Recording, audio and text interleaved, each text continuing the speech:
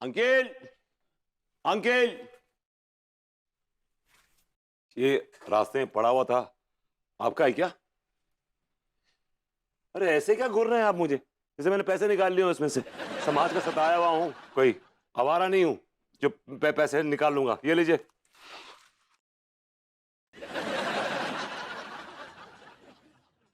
माफ करना बेटा, वो तुम्हारी शक्ल देखकर लगा कि जैसे तुम कोई सही काम कर ही नहीं सकते।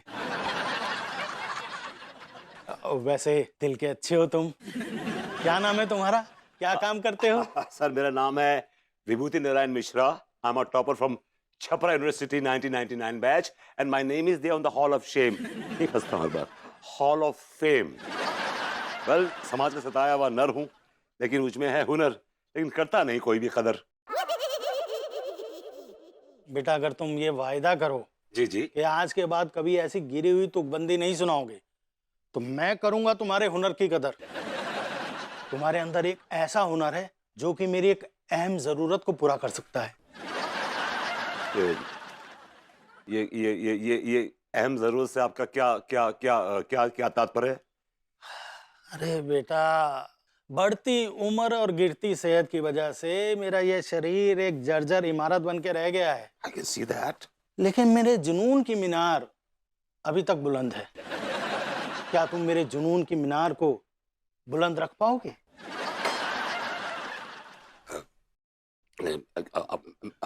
क्या तुम मेरे जुनून की मीनार, मेरा मतलब है मेरे बिजनेस को नई ऊंचाइयों पे ले जा पाओगे? ओह गॉश, मैं तो बहुत दूर चला गया था।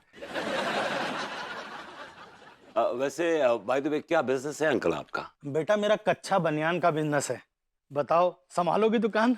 कच्चे बनियान की दुकान? माफ कीजिएगा अंकल, कोई ढंग की दुकान भी तो खोल सकते थे आप। बेटा मैं एक किस्सा सुनाता हूँ। एक बार एक मुर्गा था। जी जी। उसकी एक मुर्गी थी। हाँ। तो जब मुर्गी ने अंडा दिया तो मुर्गा उसे कहने लगा कि तुमने ये गोल अंडा क्यों नहीं दिया? तो मुर्गी बोली, जिस दिन तुम अंडा देने लायक हो जाओगे ना, तब बात करना। तो बताओ लेखक इस कहानी में क्या कहना चाहता है? श्री, अबे नल्ले, वो तेरे को बोल रहे हैं, जिस दिन तू अंडा देने लायक हो जाएगा उस दिन बात करना। I think is right. ये ठीक कह रहा है। बेटा तुम सिर्फ शरीफ ही नहीं हो, समझदार भी हो। तुरंत समझ गए। वैसे अंकल आपकी दुकान है कहाँ? Where is the shop? बेटा ये दाल मंडी है ना, हाँ। उसमें वो जो चमेली छाप कच्चे बनियान की दुकान है, बस उसके सामने वाली दुकान मेरी है बेटा। ओहो, ओके ओके ओके ओके, कमली छाप कच्चा बनियान शॉप आप ही की है। Now I know. Oh yes, आपका नाम कमल किशोर जी है। तो ये मैंने कहा बड़ी शक्ल बड़ी पहचानी हुई से लग रही है आपकी। आपके सामने जो दुकान है ना, सामने वो चमेली छाप तिवारी जी की, जैसे वो आपके पड़ोसी हैं वैसे वो मेरे पड़ोसी हैं, मतलब मेरे घर के एकदम सामने रहते हैं। नेबर हैं हम लोग। ओ फिर तो बेटा तुम्हें मेरा बिजनेस संभालने में बड़ी दिक्कत होगी। तुम्हें दुख होगा ना अपने पड़ोसी का बिजनेस छीनने में। नो नो, उस तिवारी को तोते हरे करने में बड़ा मजा आएगा।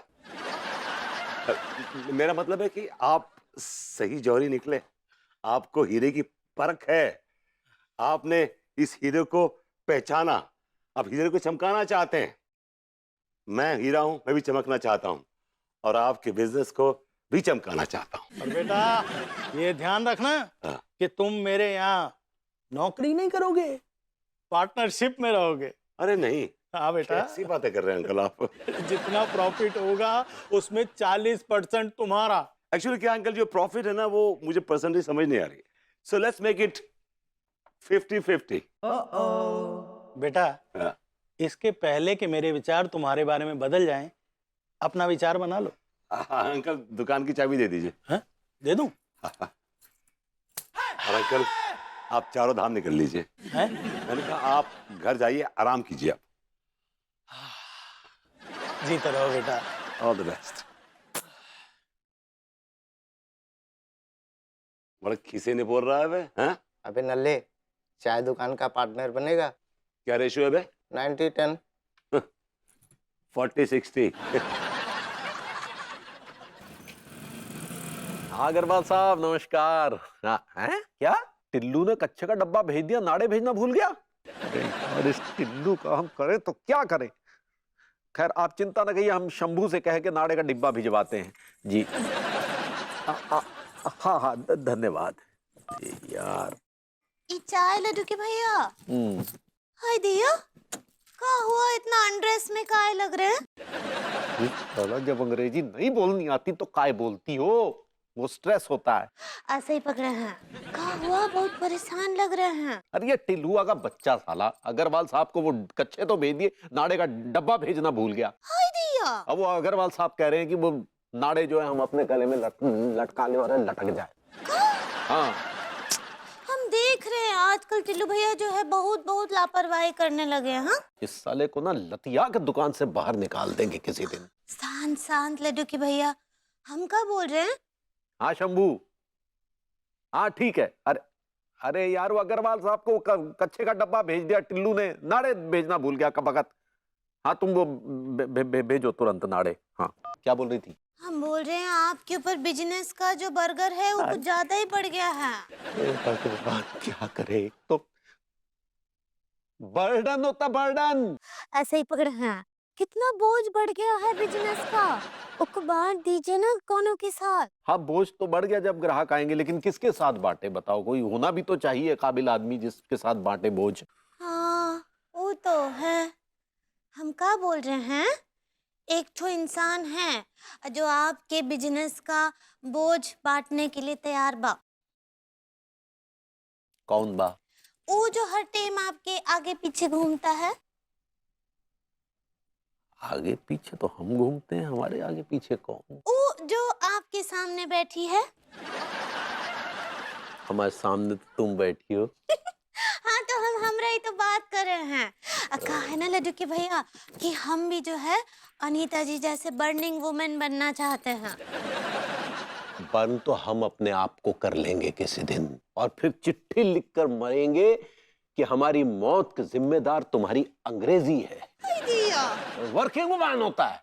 ऐसे ही पकड़े हैं। अब तो हम आपका व्यापार में हाथ बटाना चाहते हैं ना।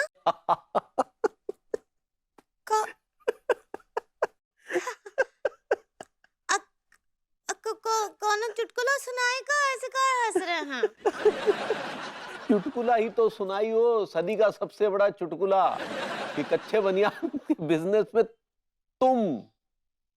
तुम बॉर्डर औरत हमारा हाथ बटाओगी। तो मैं गलत का बोल रहे हैं हम? हाँ तो सही भी क्या है? तुम्हें कच्चे बनियान का कोनो अंदाजा है? उसकी बनावट का कुछ पता है? अच्छा बताओ, सवाल का जवाब दो। कच्चे में सबसे महत्वपूर्ण चीज क्या होती है? चलो एक हिंट देते हैं। लोच किसे कहते हैं? इलेक्ट्रिसिटी। इलेक्ट्रिसिटी तो क्या होता है बे? इलास्टिसिटी। हाँ हाँ, ऐसे ही पकड़े हैं। लेकिन तुम गलत पकड़ी हो। एक नंबर की बॉडम औरत, तुम्हारी अंग्रेजी से तो ना अच्छे सदमे में ही ऊपर चले जाएं।